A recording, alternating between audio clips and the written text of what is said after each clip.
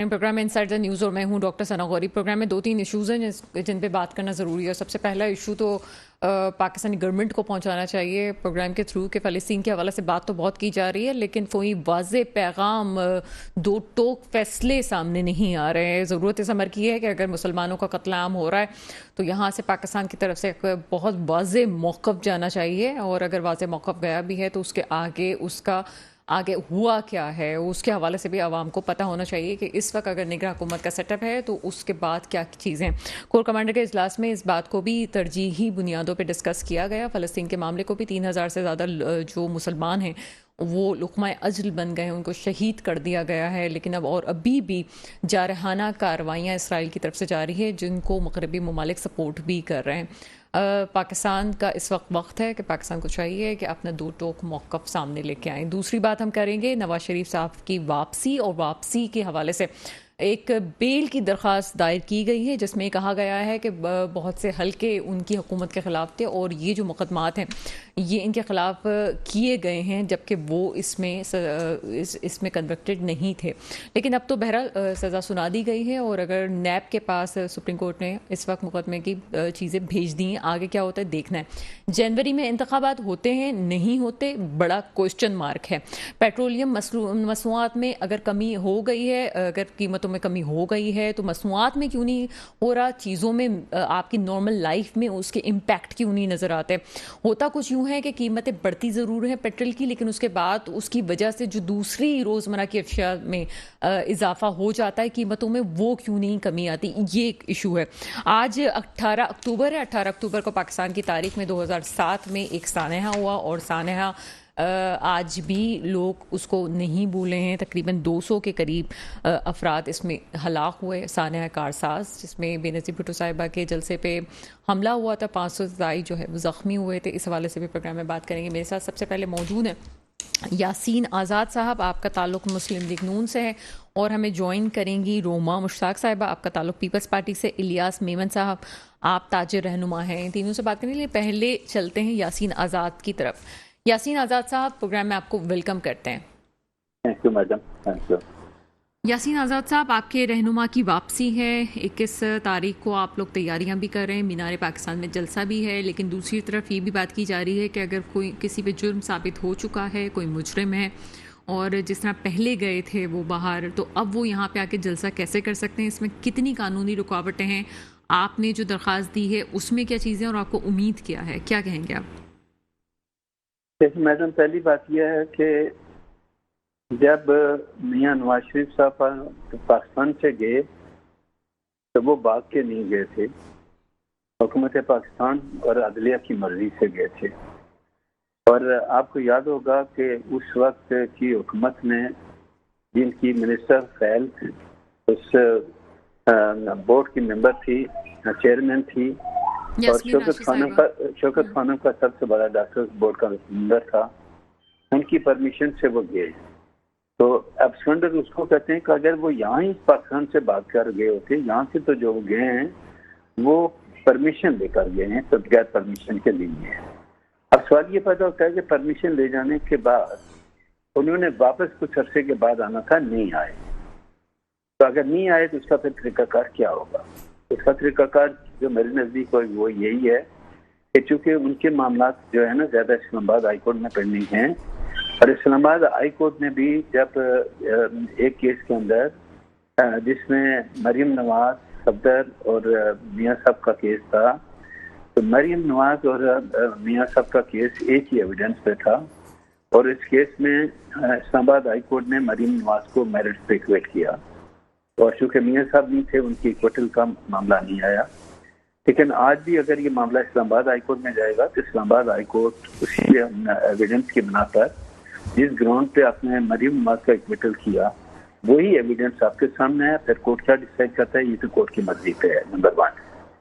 बाद लोग कहते हैं कि जी एब्सकॉन्डर है। सवाल ये पैदा होता है कि पहली बात यह है कि पाकिस्तान से जाते वक्त वो एब्सकॉन्डर नहीं थे, परमिशन से गए, बस फिर वापस नहीं आए, ये उनका कसूर है। अब क्या रीजन हैं, उसके लिए उन्होंने प्रोटेक्टिव बेल मांगी है कि 21 तारीख से लेकर 24 तारीख तक मुझे बेल दी जाए। अब ये मामला चला गया इस्लामाबाद हाई कोर्ट में।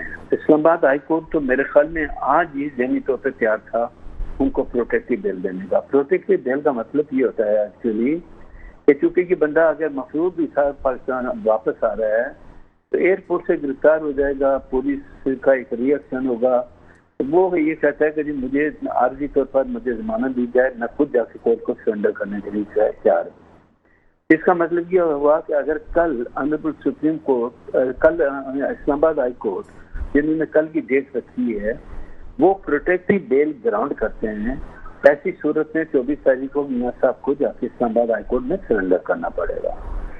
फिर इस्लामाबाद हाई कोर्ट डिसाइड करेगा तो उनको डायरेक्ट बेल में भेजना है या कोई और रिलीज देना है। अच्छा सर, मैं आप चूंकि कानून बेहतर जानते हैं, मैं आपसे पूछना चाहूँगी प्रोटेक्टिव बेल का जो आपने जिक्र किया, एक वकील की हैसियत से, माहिर कानून की हैसियत से आप क्या समझते हैं कि क्या ये प्रोटेक्टिव बेल किसी जिस पे जुर्म साबित हो चुका है, मुजरिम है, उस पे भी वो भी कर सकता है, वो भी मांग सकता है?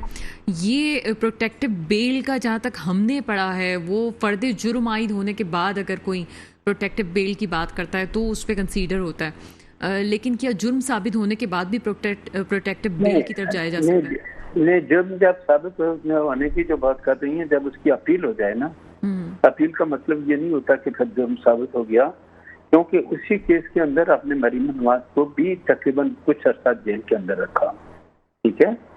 तो बाद में मेरिट से जो इक्विटल हुआ, आप ये बता दें कि वो जो जेल में मरीम नवाज ने अपना अर्सा गुजारा वो कौन से अकाउंट में जाएगा?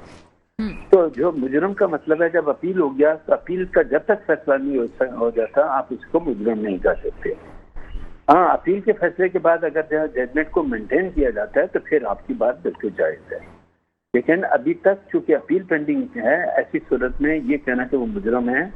और जिस तरह मैंने पहले कहा कि प्रोटेक्टिव बेल का मतलब ये होता है कि मैं पुलिस मुझे अगर अरेस्ट करेगी, शायद मुझसे बदतमीजी करे, मैं रिस्पेक्टेबल वे में मुझे मौका दिया जाए कि मैं उस अदालत में जाके अपने आप को पेश करूं जिसमें मेरा केस है। अगर 4 या 5 दिन के लिए ऑनरेबल इस्लामाबाद के जज साहिबान अपने डिस्क्रिमिनेटरी पावर इस्तेमाल करते हुए उनको प्रोटेक्टिव बेल देते हैं कि पुलिस अरेस्ट न करे, उनको कोर्ट में को सरेंडर करना दें, तो जब कोर्ट के अंदर सरेंडर कर लेंगे तो आप कोर्ट की तौबीत पे है ना कि वो आपके खिलाफ क्या कार्रवाई करता है। Competent authority Islamabad high court है, पुलिस नहीं है। क्या हम ये चाहते हैं कि हर हालत में पुलिस ही पकड़ के लोगों को ले जाए? मैंने अपनी प्रोफेशनल लाइफ में बहुत सारे केसेस, बड़े बड़े केसेस में जब लोग भाग जाते हैं, मफरूर होते हैं, जब वो वापस आते हैं पकड़े नहीं जाते तो वक्त से पहले जाके कोर्ट के सामने अपने आप को सरेंडर कर देते हैं। तो कोर्ट उसका खुद डिसाइड करता है कि जेल में भेजना है या उसको कोई रियायत देनी है। अच्छा सर, एक और बात जो मैं आपसे खास तौर पे पूछना चाहूँगी, क्योंकि आप बाइस्ड भी नहीं होते हैं और आप अपनी पार्टी पे खुद भी तनकीद कर देते हैं, अब ये जो मुद्दा बयान किया गया है, ये नवाज शरीफ साहब की तरफ से दरख्वास्त में लिखा गया है कि उनकी इस तमाम मामले के पीछे गैर सियासी क़ुव्वतों का हाथ था, ये एक तरह से वही वाला बयानिया है जो उन्होंने पहले एहतसाब का बयानिया अपनाया था। आपको किस हद तक लगता है कि ये नवाज शरीफ साहब को नुकसान पहुंचा सकता है या इतना सच जो है वो उनके काम आ सकता है? क्या ख्याल है आपका? आप मुझे ये बता दें कि मियां नवाज शरीफ को अकामा के ग्राउंड पे आपने ट्रायल किया, अकामा के ग्राउंड पे आपने साबित नहीं किया, वो जो पनामा केस में आपने किया, बाद में सजा जो आपने दी गई, क्या आपने पनामा केस में सजा दी या अकामा के ग्राउंड पे सजा दी? पर अगर आपने अकामा के ग्राउंड पे सजा दी और लाइफ के लिए डिस्क्वालीफाई किया, तो क्या मेरा आइन जो 1973 का है उसमें लाइफ डिस्क्वालिफिकेशन का कहीं कोई जुमला मौजूद है? पर अगर किसी के साथ इंसाफ नहीं हुआ सबसे बड़ी अदालत से, तो उस आदमी के पास क्या रिमेडी है? इंसाफ मांगने के लिए कहीं किसी न किसी के पास जाए। तो अब मियां नवाज शरीफ साहब ने, आपको पता है कि उस केस के अंदर रिव्यू का जो राइट था वो उन्होंने इस्तेमाल किया। सर, रिव्यू का राइट है उनके पास, क्योंकि अभी जो प्रैक्टिस एंड प्रोसीजर बिल की कार्रवाई सामने आई है उसमें पहले वाले केसेस पे तो ये शिक लागू ही नहीं हो रही है कि रिव्यू किया जा सकता है। वो अगर लागू भी होती तो उसका फायदा मियां नवाज शरीफ को इसलिए नहीं जा सकता था कि उन्होंने रिव्यू को पिटीशन फाइल करके वो डिस्पोज ऑफ हो चुकी थी। तो वैसे भी अगर आप माजी से उस कानून को भी देते तब भी उनको बेनिफिट नहीं मिलना था। लेकिन अब जो इलेक्शन एक्ट में जो तब्दीली आई है, इलेक्शन एक्ट में जो तब्दीली आई है उसमें ये कहा गया कि डिस्क्वालिफिकेशन का मतलब है 5 इयर्स। अब उसको किसी ने चैलेंज नहीं किया, किसी की अदालत में, तो कानून साजी हो गई, इलेक्शन एक्ट के अंदर एक तब्दीली आ गई। तो क्या फिर वो डिस्क्वालिफिकेशन लाइफ के लिए होगी या इलेक्शन एक्ट के अंदर जो तब्दीली आई है उसके मुताबिक 5 साल होगी? ये एक कानूनी बहस है जिसके अंदर कल अदालतों में जब मामला जाएगा वहां जाके बहस होगी। मैं सिर्फ सिंपल ये बात कहता हूँ कि वो पाकिस्तान आ रहे हैं, उनको ये पता है कि मेरे जाने के बाद मेरी गिरफ्तारी भी हो सकती है, मैं जेल भी जा सकता हूँ। अच्छा सर, ये 21 तारीख को गालिबन हफ्ता है और हफ्ते को अदालतें बंद होती हैं और आप जिस लिहाज से कह रहे हैं 24 तारीख तक, तो मेरा ख्याल है कि मंगल बरोज मंगल हो जाएगा, ये ऐसा ही है सर? नहीं, 24 का मतलब है उन्होंने जो मांगा है वो 21 तारीख से लेके 24 तारीख तक 4 दिन के लिए प्रोटेक्टिव बेल मांगी है। तो 24 का मतलब यह है कि 25 तारीख को उनको हर हालत में इस्लामाबाद हाईकोर्ट के सामने पेश होना है। यानी कि बरोज बुध ये होगा। 21 तारीख को तो अदालतें और उनका जो जहाज है ये लैंड करेगा लाहौर में। जी जी, लाहौर में लैंड करेगा और जाहिर सी बात है जो कार्रवाई है वो तमाम इस्लामाबाद में है। तो कार्रवाई जाए तो चूंकि मामला इस्लामाबाद हाईकोर्ट में पेंडिंग है ना, तो ये लीगल राइट भी तो इस्लामाबाद हाईकोर्ट का बनता है ना कि वो प्रोटेक्टिव बेल दें। कल मसलन फर्ज करें कि इस्लामाबाद हाईकोर्ट मना कर देता है कि हम प्रोटेक्टिव बेल नहीं देते, ठीक है, तो उसका एंड क्या होगा? गिरफ्तारी होगी ना। गिरफ्तारी कब करेंगे? जब वो एयरपोर्ट से बाहर निकलेंगे या जहाज के अंदर से जाके उठा लेंगे। तो बहुत सारी चीजें हैं, हमें पार्टी बन के नहीं सोचना। हमने जो आइन का आर्टिकल 10A है पार्लियामेंट ने बनाया है ना, 10A का क्या मतलब है कि फेयर ट्रायल का मौका हर शहरी को मिलना चाहिए। मैं नवाज शरीफ साहब की बात नहीं कर रहा हूँ, हर शहरी की बात कर रहा हूँ। वही तो कंफ्यूजन है, आपने कहा कानूनी बहस है, तो पार्लियामेंट की सुपरमेसी को कबूल कर लिया अभी सुप्रीम कोर्ट ने ना, प्रैक्टिस एंड प्रोसीजर बिल के थ्रू। देखें, मैं तो ओपनली एडमिट करता हूँ, आज भी एक जगह मैंने स्पीच में ये कहा कि पहली दफा मेरी अदलिया ने पार्लियामेंट की जो बालादस्ती को कबूल किया। जी जी, और ये बहुत बड़ा काम है मेरे सुप्रीम कोर्ट का, मैं हकीकत बताता हूँ आपको। और फिर वही बात आ गई कि आपने लाइफ के लिए डिस्क्वालीफाई कर दिया कामा के ग्राउंड में और राइट ऑफ अपील नहीं दिया उनको, सवाए रिव्यू भी उनकी डिसमिस हो गई। तो आप ये बता दें कि क्या मियां नवाज शरीफ के साथ उस केस के सब में बेइंसाफी नहीं हुई है? क्या इंसाफ उसकी? अच्छा सर, एक और कानूनी बात मुझे समझाइएगा कि ये नैब के पास भेजा गया है, ये क्यों नैब के पास भेजा गया है? चूंकि नैब क्या है, ये नैब का केस था। ट्रायल जो है ना, इस्लामाबाद हाईकोर्ट में जो सजा दी है वो नैब ने, जो JIT हमारी बनी थी, ऑनरेबल सुप्रीम कोर्ट ने मामले को प्रोसीड किया। ये नैब के वो 2 केस हैं जिसमें एक मियां नवाज शरीफ को बरी किया गया था, एक में सजा दी गई जिसमें बाद में अरशद मलिक ने एडमिट किया कि मुझसे जबरदस्ती जजमेंट दिया गया, उसकी वीडियो भी सामने आई। ये वो केसेस हैं। तो अब जब उन केसेस में एक केस में बरी कर रहे हैं, एक में आप सजा दे रहे हैं, तो वो केस किसने बनाया था? नैब ने बनाया था। और नैब के कवानीन के मुताबिक मियां नवाज शरीफ को 10 साल के लिए डिस्क्वालीफाई किया गया था। ये वो अपील है जिसमें उन्होंने अपने आप को जाके सरेंडर करना है। तो अब ये तमाम मामला देखें, बिल्कुल सिंपल सी बात है, मैं बिल्कुल क्लियर बात कहता हूँ, मैं अदालत नहीं हूँ, मैं अपना पॉइंट ऑफ व्यू दे रहा हूँ, लीगल पॉइंट।